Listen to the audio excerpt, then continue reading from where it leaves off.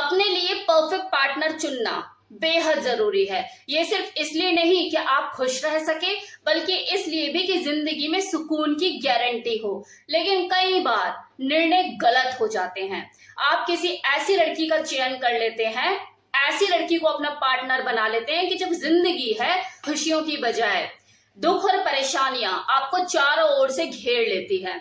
तो इसलिए हमेशा लड़की का चयन सोच समझ के कीजिए। उसका स्वभाव, उसका नेचर अच्छे से समझ लीजिए, परख लीजिए कि कहीं उसका जो स्वभाव है वो टॉक्सिक तो नहीं, कि पता लग रहा है आपकी जिंदगी में खुशियां सिर्फ सपने जैसी रह गई।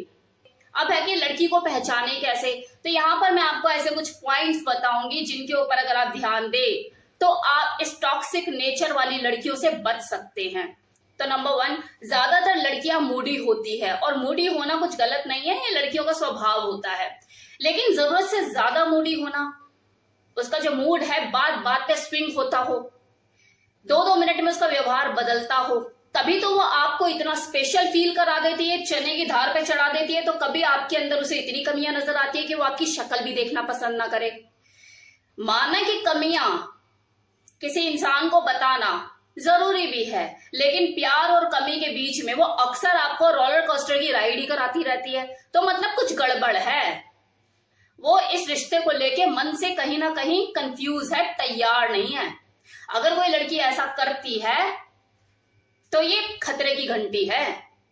वो आज नहीं तो कल इस रिश्ते से अपना दामन छुड़ाएगी। तो कभी ना कभी इस कंप्रोमाइजिंग वाले रिलेशन को तोड़कर आगे बढ़ी जाएगी।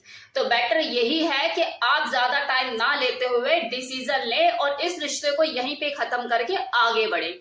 दूसरा पॉइंट, फीमेल देखो 2 तरह की होती है। एक वो जो पैसा पैसा करती है, तू पैसे पे क्यों मरती है, वो वाली।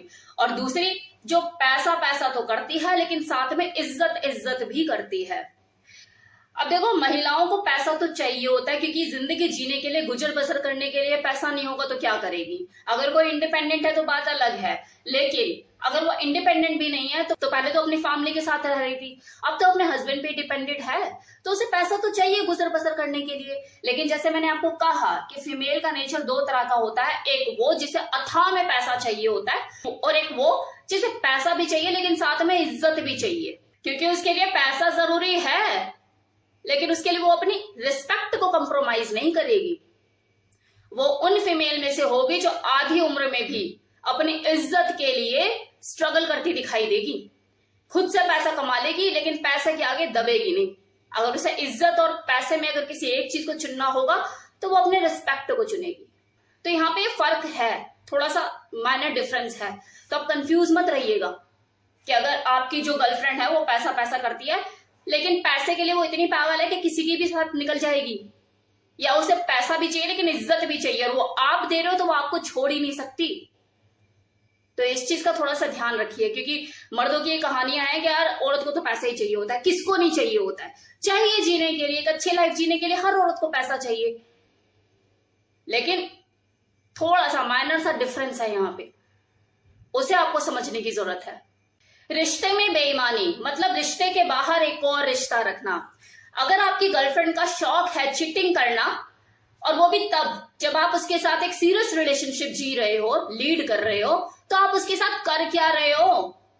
क्योंकि देखो, कई बार क्या होता है, जायज वजह होती है कि बाहर रिश्ते बन जाते हैं, लेकिन कई जगह पर रिश्ते क्रिएट किए जाते हैं, और जो क्रिएट करती हैं उनका शौक होता है, वो वजह ढूंढ लेती हैं।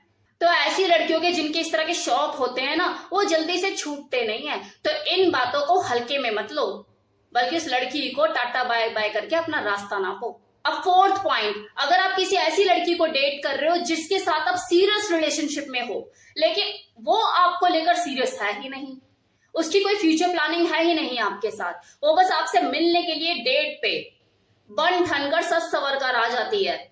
लेकिन अगर भविष्य की बात हो तो आप तो अपने भविष्य में उसको अपने साथ देखते हो, लेकिन उसके भविष्य में आप अपने आप को उसके साथ देख ही नहीं पाते हो, तो आप गलती कर रहे हो बॉस।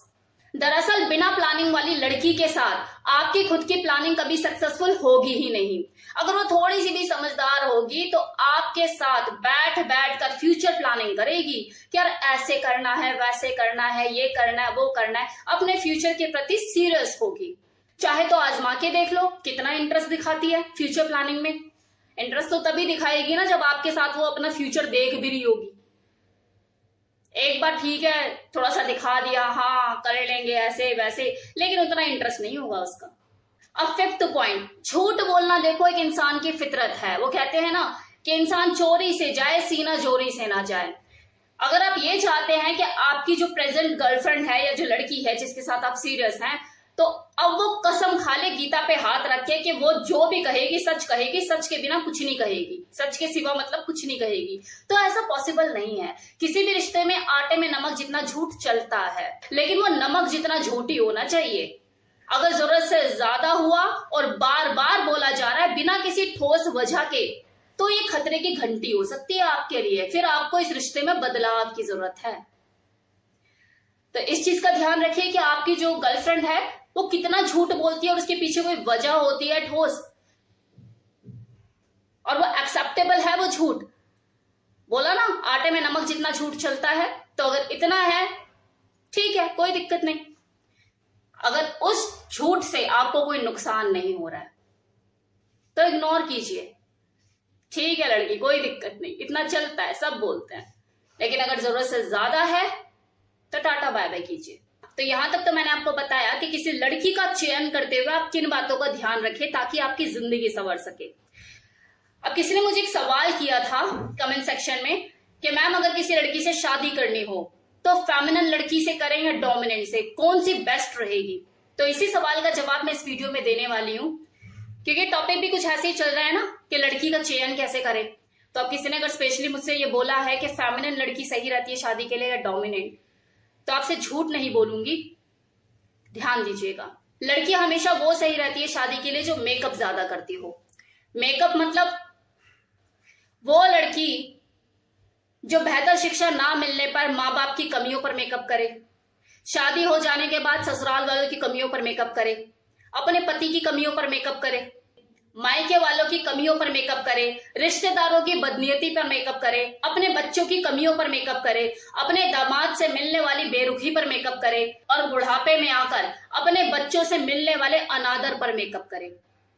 और ये सारे गुण किसी फेमिनिन फीमेल में ही होते हैं, डोमिनेंट फीमेल में नहीं होते। एक फेमिनिन फीमेल अपने बच्चों की कमियों को 4 लोगों से छुपाएगी, और एक डोमिनेंट फीमेल जाकर 4 लोगों को बोलेगी कि अगर बच्चा गलत दिखता हो ना तो मेरी तरफ से भी 2 लगा दियो अगर मैं ना हूं वहां पर, लेकिन गलती हो नहीं चाहिए। ये फर्क होता है। तो ये जो गुण होते हैं एक रिश्ते को संभालने वाले, एक फैमिली को चलाने वाले, वो एक फेमिनिन फीमेल में ही होते हैं। हार्डकोर डोमिनेंट में तो ये आपको गुण मिलेंगे ही नहीं। लेकिन हाँ, कुछ फीमेल ऐसी होती है जो मिक्सचर होती हैं, थोड़ा बहुत डोमिनेंट, थोड़ा बहुत फेमिनिन, थोड़ा बहुत मतलब इस तरह से चीजें होती हैं उसके अंदर। तो वो आपका अपना स्किल है, आप कैसे ऑब्जर्व करते हो, तो आपके ऊपर है। अगर आप डोमिनेंट हो तो आपको सबमिसिव भी चलेगी, फेमिनिन भी चलेगी और डोमिनेंट भी चलेगी। लेकिन अगर आप डोमिनेंट नहीं हो तो आप फेमिनिन फीमेल को ही चूज कीजिए, from my point of view. तो कैसा लगा वीडियो बताना मत भूलिए कमेंट सेक्शन में। Thank you so much.